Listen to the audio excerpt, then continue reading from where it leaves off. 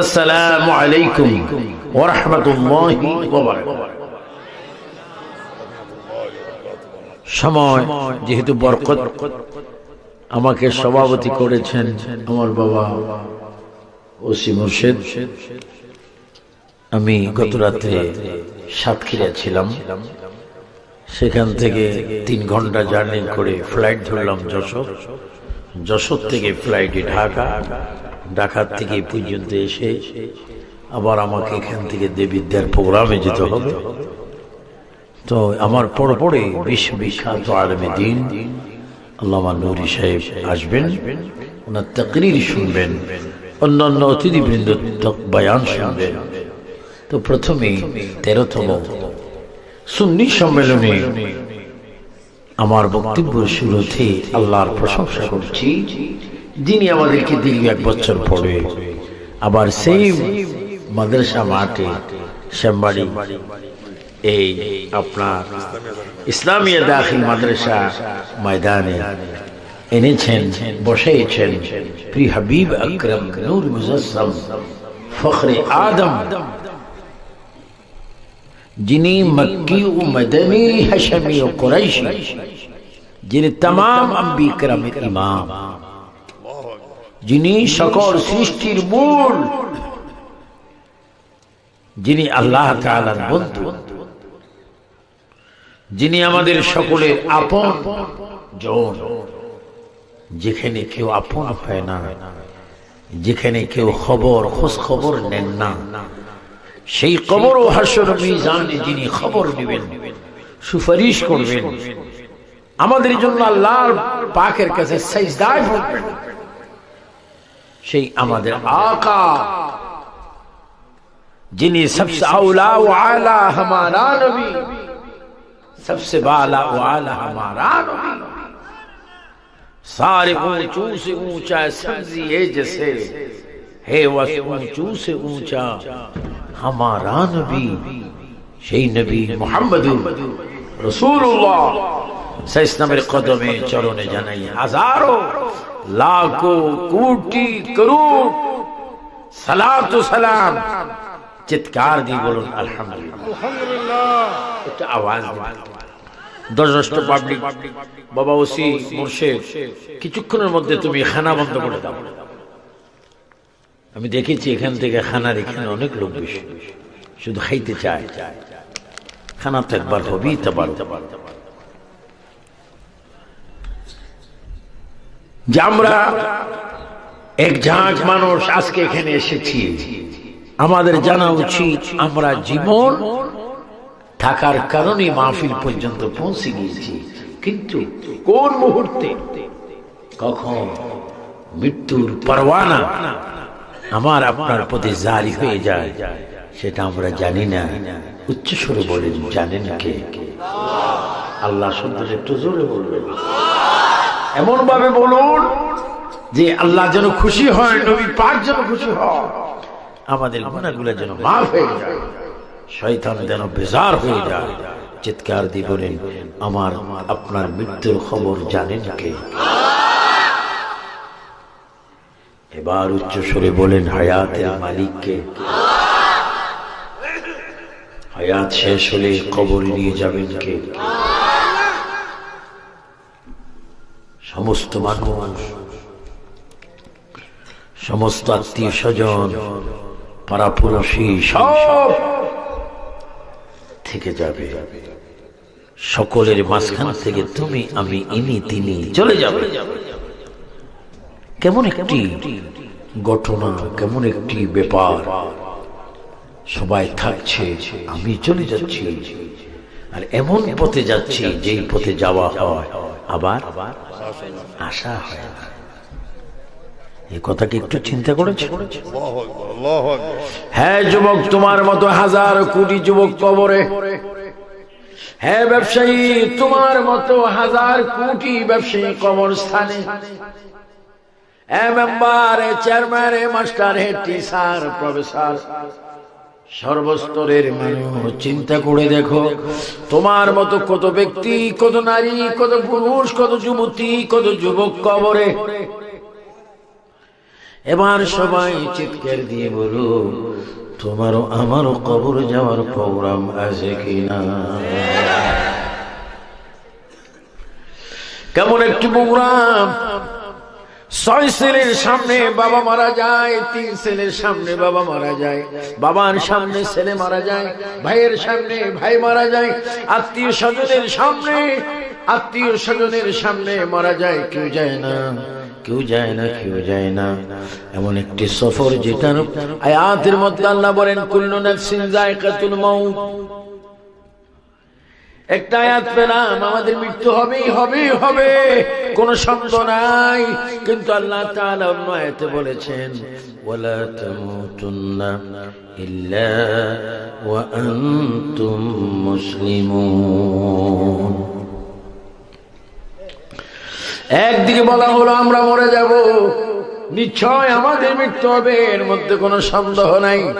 আবার অন্য আয়াতে মালিক বলতেছেন বান্দারে তুই মরবি, অবশ্যই মরবি, কিন্তু ততক্ষণ পর্যন্ত তুমি মৃত্যুবরণ করো না যতক্ষণ তুমি মুসলমান না হবে। আমার কসবা থানার শ্যামবাড়ি আমার বাবা মুর্শেদ ওসি মুর্শেদ রাব্বা আমার এই সালে সওয়াব মাহফিলে আগত মেহমানরা সবাই একটু চিল্লে বলো, আমরা কবরে যাওয়ার আগে মুসলমান হতে চাই কি চাই না? 2 হাত তুলে বলুন চাই কিনা। এবার বলুন আমাদেরকে মুসলমান বানাইবার মালিক কে? আমাদের ঈমান হেফাজত করার মালিক কে? আমাদের আকীদা মজবুত করে দেওয়ার মালিক কে? বলো আমরা জিকির করব কার? আমরা সিজদা করব কাকে?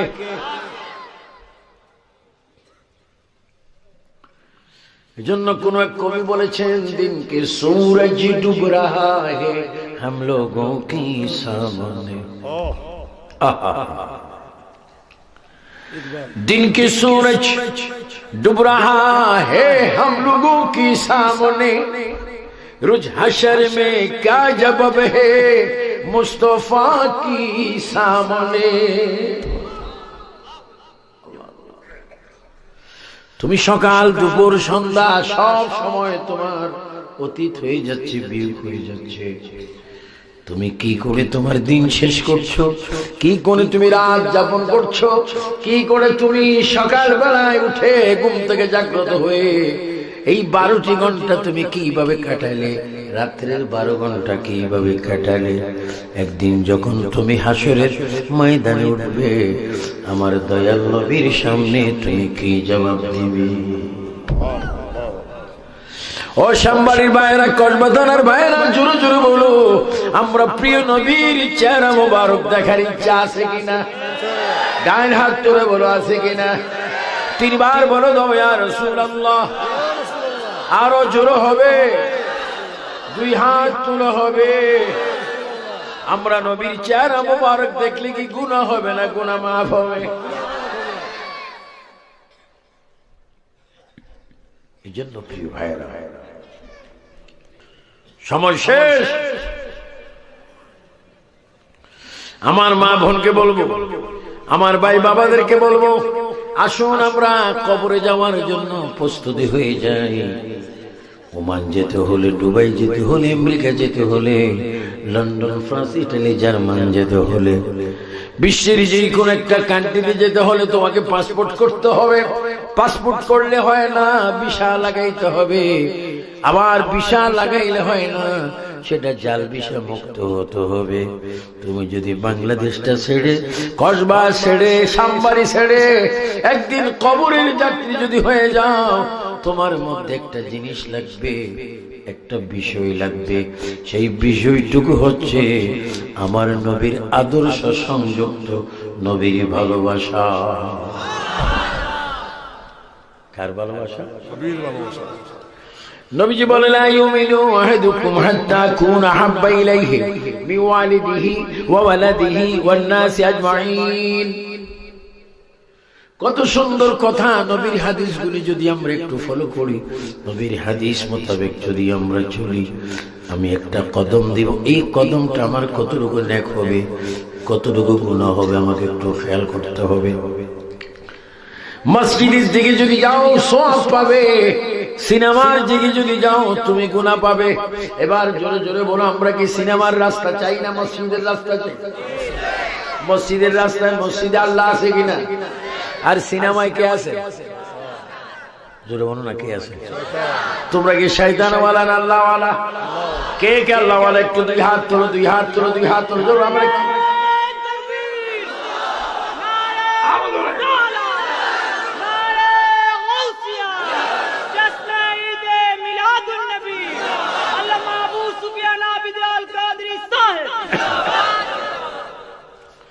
আমরা আল্লাহওয়ালা, আমরা সিনেমার দিকে যাব না, তাসির দিকে যাব না, জেনার দিকে যাব না, মিথ্যার দিকে যাব না, ফেন্সিডিলের দিকে যাব না, বাবা ইয়াবার দিকে যাব না, গাঁজার দিকে যাব না, হত্যার দিকে যাব না, অন্যায় কাজে যাব না। আমরা এমন একটি কাজে যাব, আমরা নামাজে যাব, মাহফিলে যাব, নিজের ঘাম পরিশ্রম করে আমরা চাকরি করব, নকরি করব, কাজ করব, কৃষি কাজ করব, ফাঁকে ফাঁকে আমরা জোহর করব, আবার কিছুক্ষণ পরে আমরা আসর পড়ব, আসরের পরে মাগরিব পড়ব, মাগরিবের পরে আমরা এশা পড়ব, এশার পরে আমরা খানা খাবো, খানার পরে আবার কিছুক্ষণ ঘুমাবো, আবার ঘুমাইবার পরে যখন রাতের শেষ অংশে দিনের শুরুতে মুয়াজ্জিন আযানে বলবেন আসসালাতু খায়রুম মিনান নাওম,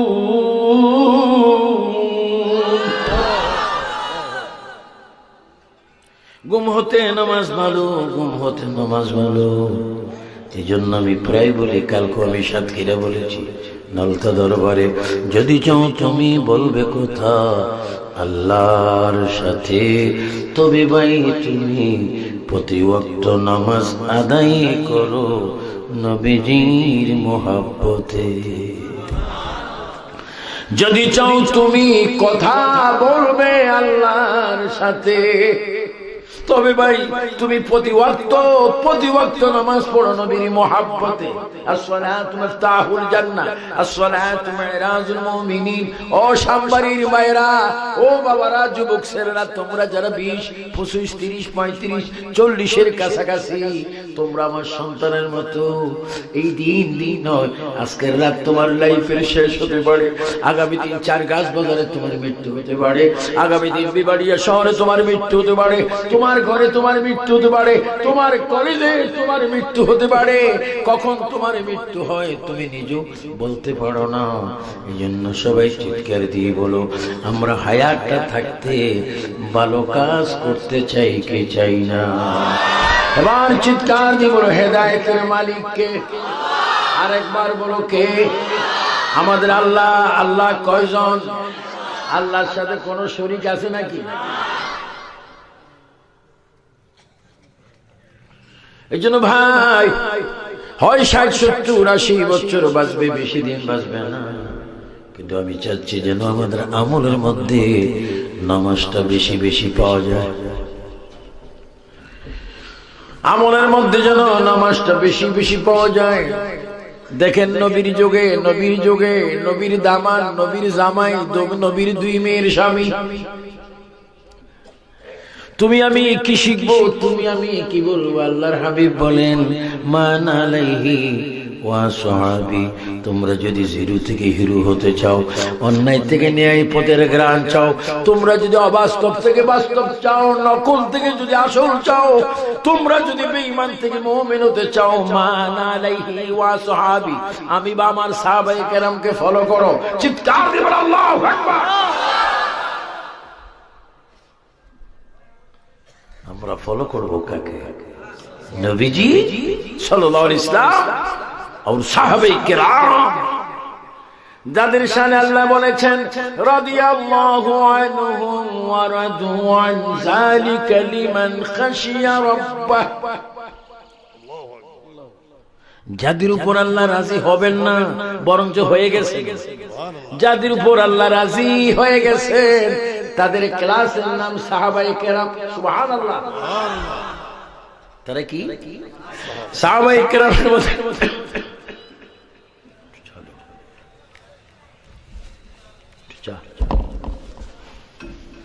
সাহাবায়ে কেরামের মধ্যে লক্ষ অধিক সাহাবায়ে কেরামের মধ্যে শ্রেষ্ঠ 4 জন সাহাবী ছিলেন। আর চারজন সাহাবী ছিলেন রাসূল করিম সাল্লাল্লাহু আলাইহি ওয়াসাল্লামের খলিফা। এদেরকে বলা হয় খলিফাতুর রাসূল। কি খলিফাতুর রাসূল? আল্লাহু আকবার। মাশাআল্লাহ, প্যান্ডেল হাউস হয়ে গেছে। আমি যখন ঢুকতেছিলাম জিরো হিরো হয়ে গেছে। আর যারা একটু কষ্ট করে দাঁড়িয়ে আছেন বসেন, আপনার মেহমান দাঁড়ানোর চাইতে বসা অনেক উত্তম। চারজন সাহাবী, ওই সাহাবীদের নাম সাইয়েদনা আবু বকর, সাইয়েদনা ওমর, সাইয়েদনা ওসমান গনি, যিন্নুরাইন, হযরত আলী মারতুজা। এই চারজন খলিফা, খলিফাতুর রাসূল। আবার এই চারজনের মধ্যে দুইজন হচ্ছে নবীজির শ্বশুর, আর দুইজন হচ্ছে সরাসরি নবীজির মেয়ের জামাই। আমাদের অনেক মেয়ে জামাই গাঁজা খায়। কি খায়? বোতল খায়। বোতল খাওয়ার পরে পরে পুরা কসবা আমার আছে না এ সাম্বারি ঢুকতে ফুলের উপরে খায়। বোতল খায়, ফুল কসবা আমার, বিবাড়ি আমার। পুলিশ আই যখন একটা বাড়ি দেখো আমার কিছু নাই, ও কিছুক্ষণ আগে সব তো করে আমার দাবি না, বোতলের দাবি।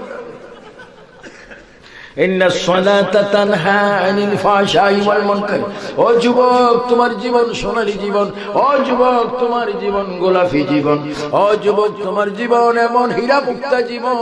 তুমি নামাজ পড়ো, নামাজ পড়ো, নামাজ পড়ো। যদি তুমি নামাজ পড়তে পারো, আল্লাহর কসম, নামাজ তোমাকে সমস্ত খারাপ কাজ থেকে বিরত রেখে নামাজ তোমাকে আল্লাহওয়ালা এবং নবীওয়ালা, ওলিওয়ালা বানাই দিতে নামাজ সক্ষম।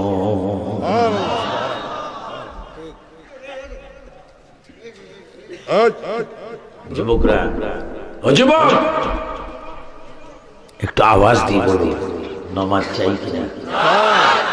আওয়াজটা আর একটু বজ্র কণ্ঠ হবে, এমন ভাবে আওয়াজ দাও যেন শয়তান দূর হয়ে যায়। আবার বলো নামাজ চাই কিনা। দুই হাত করে বলো নামাজ চাই কিনা। এবার বলো নামাজ পড়ার হুকুম কার? আমরা সিজদা করব কাকে?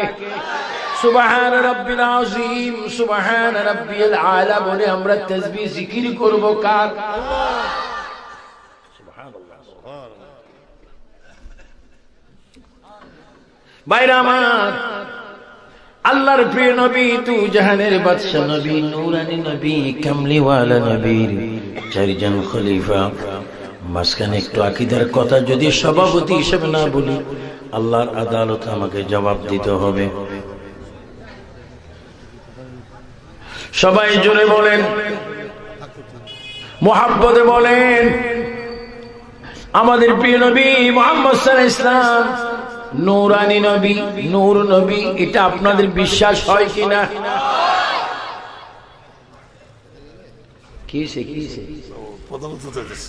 আসুক না, আসার আগে যদি প্রধান সমস্যা করো, এগুলো তো ভালো না। আমি সভাপতি, তো আমার গাইডলাইন মানবে তো। স্বয়ং সভাপতি ওয়াজ করতেছে, যার নাই কোনো গতি সেই হয় সভাপতি।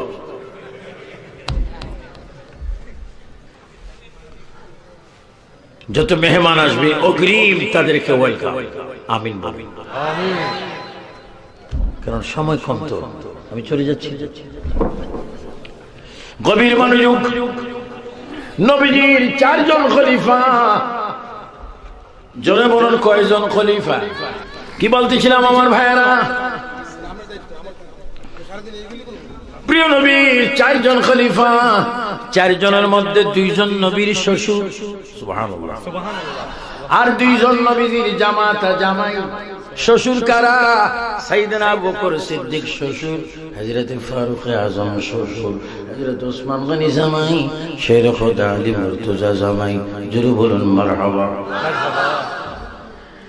এই চারজন খলিফার মধ্যে একজন বড় খলিফা ছিলেন, বড় ধনী ধনী। ওনার নামের পরে একটা লকব ডিগ্রি গনি, ওসমান গনি। আর আরেকটা লকব জিন্নুরাইন, আমার নবী বলে ওসমান রে তুমি তো এমনি ধনী আছো, আরেকটা তোমাকে আমি উপাধি দিয়ে দিলাম, তুমি আমার দুই মেয়ে শাদী করেছো, বিবি কুলসুম আর রোকেয়াকে শাদী করার পরে আমি নবী তোমাকে বললাম জিন্নুরাইন ওসমান তুমি শুধু ধনী নয়, তুমি দুটি নূরের মালিক হয়ে গেছো।